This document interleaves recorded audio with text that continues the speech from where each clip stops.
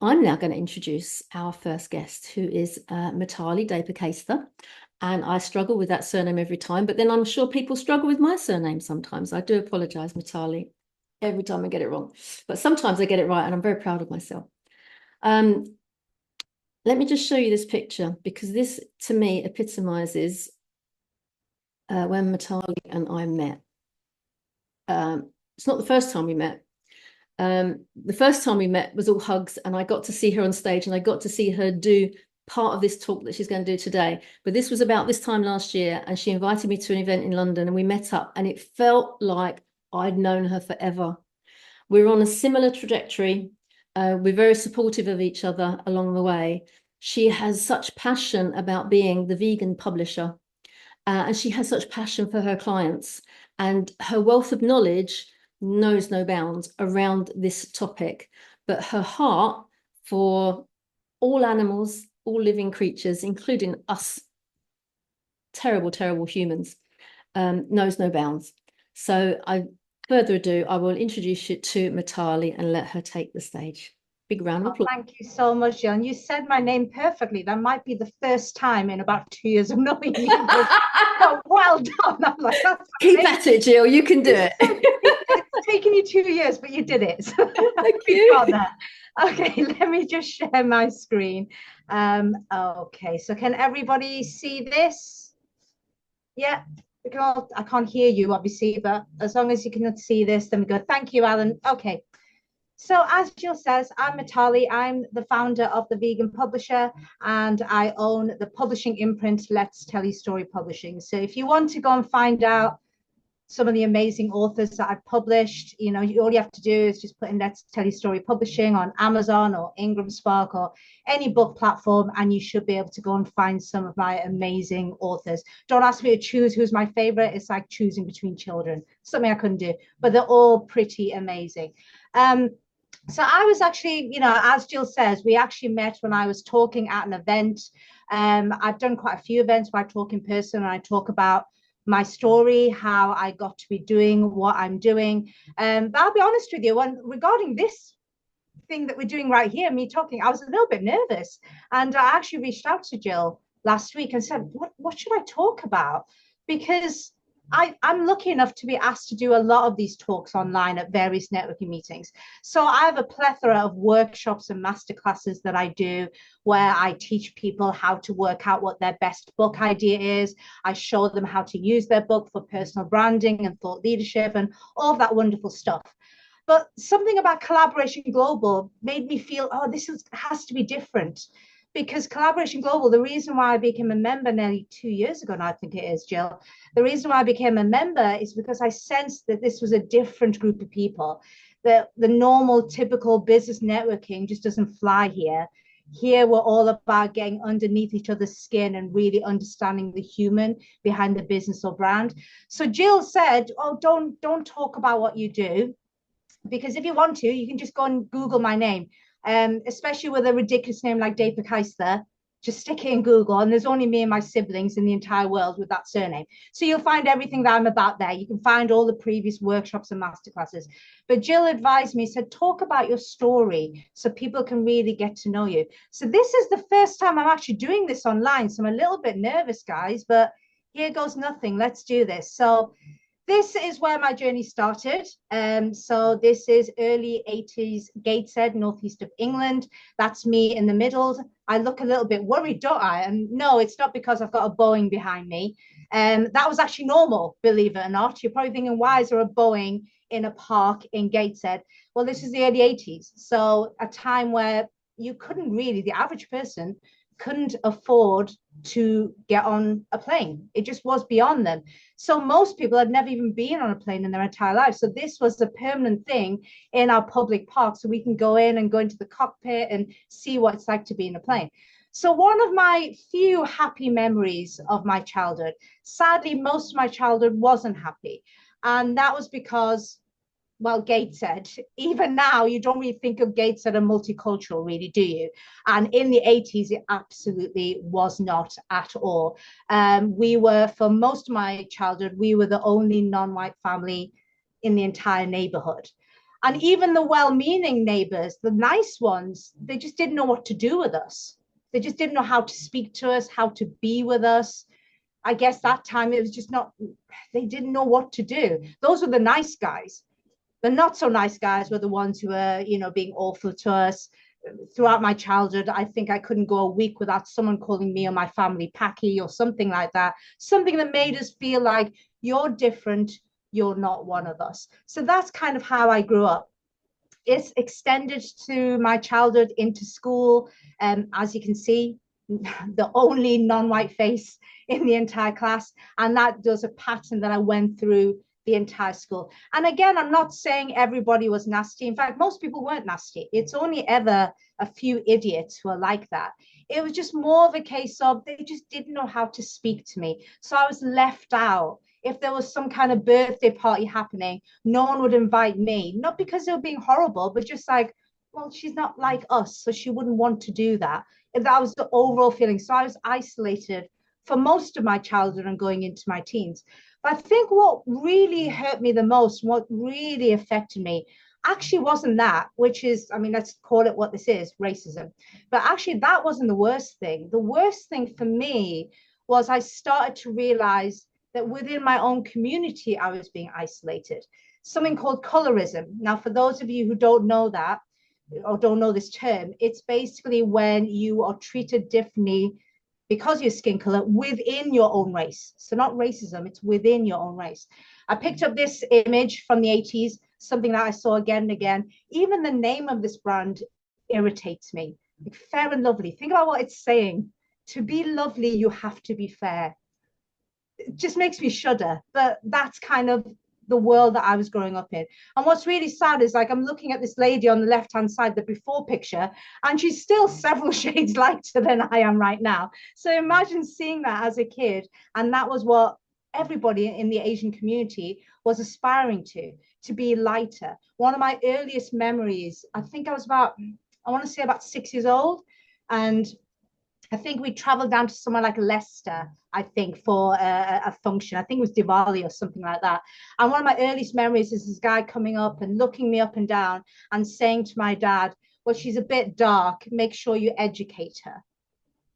I didn't understand the context. I was 6 years old, so I'm not going to understand the context. It was much later that I figured out what he meant was, well, she's so dark, no one will want to marry her. So make sure you educate her, and then perhaps somebody might overlook that. I mean, it's just horrible when you think about it. First of all, why are you discussing marriage when there's a 6-year-old child there? And secondly, the fact that someone has to overlook that as if that was an issue. So this is what I was doing. And I personally believe that has affected me more than any of the racism that I dealt with. So this is me as a child. I think I was, I want to say about 10 or 11 months. And when I see this picture, I almost want to cry because I just think, look at the innocence. Like, how can you say there's anything wrong with this baby because of its skin color? It's utterly ridiculous.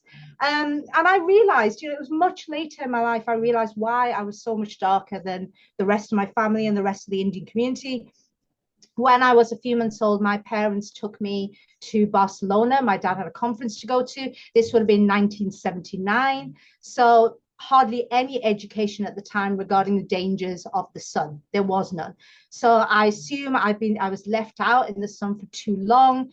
I ended up getting heat stroke, which can be deadly for anybody at any age, but certainly for a baby, it was touch and go. I could have passed away. And what my skin did quite valiantly is save my life by going darker. So really, it should be given a pat on its back. But instead, that became a thing now that isolated me not only from my neighborhood and my school, but also within my own community. So I grew up never having any friends, never feeling any connection, and even feeling disconnected with my own community and my family. Things only start to change when I went to university. And for the first time, I started to make friends. And I truly believe it's because there were people from all over the world. This is Manchester University that I went to. And there were people from all over the world who are now away from their support networks, wherever they lived in the world. And they were on equal footing with me. So we started to become friends. And it was the first time I started to feel a sense of belonging and kinship. But that also was now dangerous because it's something I've never experienced before. So this would be the mid-90s. I don't know how many of you remember being students in the mid-90s. There was a lot of partying going on, a lot of illegal drugs. Amphetamines were the choice of drugs, definitely at Manchester University during that time. So we partied and we took recreational drugs.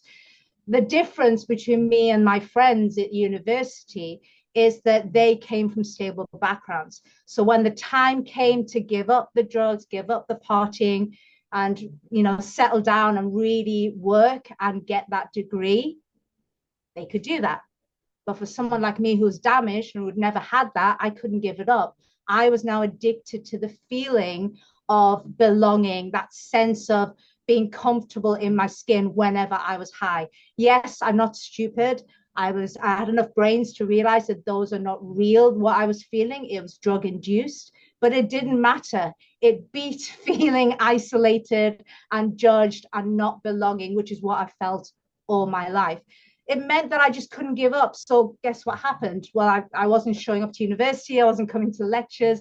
I was not doing the work. They had no choice but to eliminate me, get rid of me from university. So I lost my place, which meant I lost my accommodation because that was linked to the university. I didn't want to go home because I was so ashamed. I didn't want to tell my parents what happened. So I lied to them and told them I was still at university. And I ended up in a homeless shelter because that was the only place I could go. Thankfully, there was places for me. I mean, I've heard of people who end up on the streets and who end up having to live on the streets. Thankfully, that wasn't me. I had 2 harrowing nights on the streets, and then somebody came and took me and put me in a shelter. So I didn't spend much time on the streets at all. But this is a good depiction of what my room would have looked like. Yeah, as you can see, pretty grim. Thankfully, I was in a very good shelter. I still carried on taking drugs for a few months. Again, I just couldn't give up. That feeling of being comfortable in my skin, even though it's drug induced, is something I'd never experienced before. And now I had it, I didn't want to give it up. It got to a stage where my weight plummeted to under 6 stones, and I started to lose my hair. I actually lost all my hair. I lost all my hair, my eyebrows, and my eyelashes, and the hair on my body as well. So great. Now another thing to make me feel isolated. I was only 19 years old. So now, I mean, how many 19-year-olds do you see that are bald? Like, not many. So again, something else that's going to make me feel different, make me feel isolated. Thankfully, I was assigned an amazing counselor who took me under his wing. He got me clean. He ended up helping me get back into university. I was able to finish my degree. So I guess I got back to what you would think of as normal life. But I'll be honest with you, I felt like a robot now. I think at that point, what I'd done is I'd switched from street drugs to prescription drugs. I was on heavy antidepressants, and the prognosis was that I was going to be on antidepressants for the rest of my life. And that was me. So yes, better than I was before. I wasn't getting up to mischief. I was now a productive member of society, I guess. But was I happy? No, not really. Things really changed when this little madam turned up in my life. So this is Isha. We rescued her from a shelter in 2010. I'll be honest with you, the picture doesn't tell you the truth. I actually did not want her in the beginning. I was like, oh God, there's going to be fur everywhere. There is fur everywhere in the household whenever you have cats or dogs. It just is. But my little sister wanted her, so I relented, and she came into my life. Within 2 weeks, I was just witnessing so much sentience. I was floored. I mean, first of all, she was walking around the place like she owned it. Well, how do cats do that? Like, every single cat just walks around this planet as if they're saying, this is our planet and you guys just live in it. So she was doing that. But what she was also doing was she was very sensitive and working out who needed her that day, who's had a bad day at work, who's had a terrible day at school, and she would go and spend time with that specific person. And I just thought, oh my God, I had no idea that cats could be this intelligent and this sentient. And that set me down a bit of a rabbit hole. Well, actually, looking at this picture, a weasel hole. I couldn't find a picture of me and a rabbit, unfortunately, so it's a weasel hole here. But it set me down a rabbit hole because I started to think, well, hang on a minute. If cats are far more intelligent than I gave them credit for, how do they fit in with other animals? And that really did send me down a rabbit hole. I discovered that rats, for example, are more intelligent than cats. And yet we love our cats. I don't even want to think of how much money I've spent on cats in my lifetime.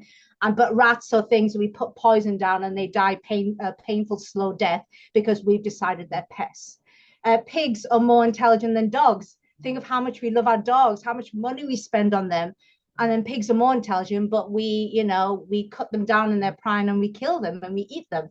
So it doesn't make sense. And the more I kept looking into it, the more it upset me, because then I realized I know what that feels like. I know what it feels like to be put into a box and labeled. I know what it feels like to be labeled, oh, Indian family, they're not like us, so let's not invite them to any neighborhood dues. I know what it feels like to be labeled as dark, so she's a bit weird. Make sure she's educated. No one's going to want to marry her when she gets older because she's so dark. And then when I got alopecia, again, I'm the girl with the bald head. I know what it feels like to be boxed into something, and that becomes your entire personality, and you're dismissed just because of that, instead of someone looking beyond that and seeing the person behind it. Pretty much like these guys. So we've just labeled it. This is food. Doesn't actually make sense. Third most intelligent beings on the planet. But we've decided they're food. So we're just going to cut them down the pan and eat them. We've decided this is vermin just because they are, they're just trying to survive, but no, they're vermin. Oh, this is just something we're going to test on so we can have nice makeup and toiletries. We've just decided, what have rabbits got to do with us and how similar they are biologically? Not even all that much, but it doesn't matter. We decided testing them. Oh, we've decided this is sport. Let's hunt this one because it's fun to, go gallivanting around the countryside. Let's make a day of it. They've just been boxed and created into things that they're not those things. We've given those things in the same way that we've created boxes for race, for gender, for sexual orientation. None of these things truly matter if you scratch beneath the surface and get to know the being behind it. And it gave me an affinity, and it made me think, oh my God, I know, well, I don't want to say I know what these animals feel like. At least I'm not killed for any reason because of the boxes I've been put in. These poor beings are killed just for the boxes that we've put them in. And that's why I ended up founding the Vegan Publisher. And the reason why is I wanted to surround myself with people who I felt were like me. I'm not saying everyone has to be vegan. In fact, I would say more than 60% of my clients are not vegan. However, the thread that runs through all of them is they're the sort of people who discover an injustice or an oppression and they can't look away. They can't do this, which is what most people in the world do. They hear about something awful, then they go, but what am I meant to do? I'm just little old me. There's nothing I can do. But instead, the people that I surround myself with say, I'm going to do something. Hell yes, I'm going to do something. Even if it's tiny, I'm going to do something about it. I can't bury my head in the sand and just look away. And that's why I naturally gravitate towards B Corp founders. I've published many of them. I've got a couple of them in my program right now. I work with a ton of social entrepreneurs. I work with ethical business owners, sustainability practitioners, basically purpose-driven individuals who kind of believe I'm going to do something. I'm just not going to look away. I'm going to do something, however small, to make a difference. I'm just going to go through a few of my clients. I can't go through all of them. I just published my 47th author last Friday. I'll be here all day if I told you about all of them. They're all amazing. But just to give you an idea, so this is Amanda. Her big mission is to get pay parity for women. I can't believe we're still discussing this in 2024, but women are still not getting pay parity. They can do the exact same job as a guy, and they don't get the same amount of money. So we're very close now for this book to end up in the hands of some MPs now, because we're actually pushing for legislative change within pension law in the UK. So that is Amanda's cause. This is Dan, an amazing gentleman who ended up in a wheelchair a few years ago. He's a former Paralympian. And as anybody in a wheelchair will tell you, the doctors drill into you, you must exercise because you're sedentary. Even a sedentary, able-bodied person is walking around the house, but you're not. So you must exercise every single day. However, every single exercise regime involves exercises where you need a second person to help you. How is someone meant to exercise every single day if you're telling them they can only exercise if there's a second person with them. So he decided to write a book, and he created a book that shows exercises that someone in a wheelchair can do without any assistance from somebody else. As you can see from the name of the book, I don't know if you can see it, it's called Zero Assistance Resistance Training. And this book has helped countless people in wheelchairs around the world now. Like I said, I can't go through all of my amazing authors. There's not even space to put their pictures on all of them on this slide. But the one running thread with all of them is they saw some form of injustice or oppression, and they went, nah, not on my watch. I'm going to do something about it. So just to give you an idea of some of the incredible books, as I said, if you want to go and check them out, just put in my publishing imprint, Let's Tell You Story Publishing, and you'll be able to find some of those amazing books. I'm going to leave you with one quote. This is a quote. When I first saw it, I was like, oh God, one of those annoying Instagram quotes. I hate them. But the more I kept seeing this, the more I liked it. Much to my chagrin, I liked it. And when I realized it's something that I've been doing for over 10 years now, which is making my mess my message. I hope today, listening to me being this vulnerable and telling you some of the things I've gone through will empower you to tell people your mess, because we're all broken in some way, and we spend so much time trying to be perfect and put on this perfect front, when the reality is we should make our mess our message. That inspires far more people than being perfect. So I hope this inspired you. Jill, am I meant to give people a question for them to go into the breakout rooms? Yes, you are, my darling. Have you got one handy? I've got several. I was taking them from your I've whole thing. got one. I've got one. Hey. I hope this will really. So what I want people to do. So when you go into your breakout rooms, I want you to share a moment in your life when you felt a significant personal transformation. As Jill said at the top of this, Collaboration Global is very different from other business networks. It's not about going, hey, this is what I do and I'm so cool and do you want to work with me? That's not what it's about. It's about really finding out the human being behind the business or brand. And a great way to do it is to share what is a significant moment in your life where you've had some personal transformation. What triggered it and how did it change you? I can't wait to hear some of the stories when we come back. That's brilliant. Would you